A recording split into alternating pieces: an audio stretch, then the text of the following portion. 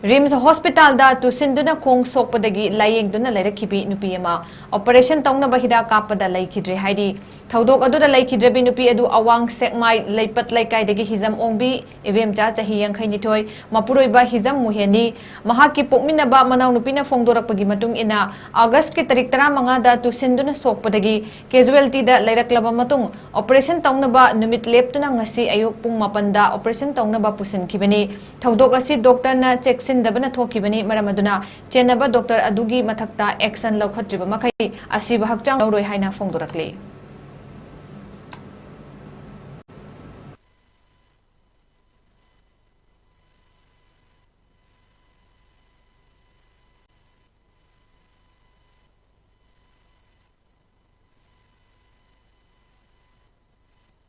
Hindo kaban numisira moina operation tawrasi hairambaneba aduga ngasi sumaina tawai hadi hidak kapada akhoi hidak oina puna makpiba loraga mana kapaga heart attack tawbane habadi heart isi gi heart patient kam laiteba laina kam laite haba masagi macha ani leibada operation tawraga pokpane haba iseje adudadi kashunta tawtraga kashuna taba khurai kaibagi damakta operation tawbada Ichena adumaina heart attack hoi gadra haba aduna takpadi moina kapi ba hidak to na soibani aduga doctor gi marani section da bagdagi ni adugi suma thakta SDO ma samang na haira ise hauji moina adumaina kai akhoi di hana khangjadi ai hairami Miyoi bagi thau do kairaga sarudagi kairaga thoga aga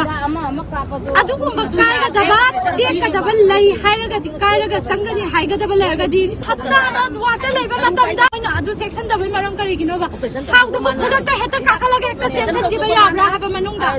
doctor one day khatani changa fa kayara changa e haba da mangang no me ma round di sali ai round chala so ai gi patient ai gi isi hoi ga sigi mana kaya changa ngam ba one day khatani haba da mama saya ho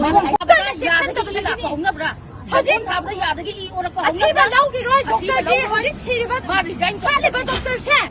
sigi ne magi mama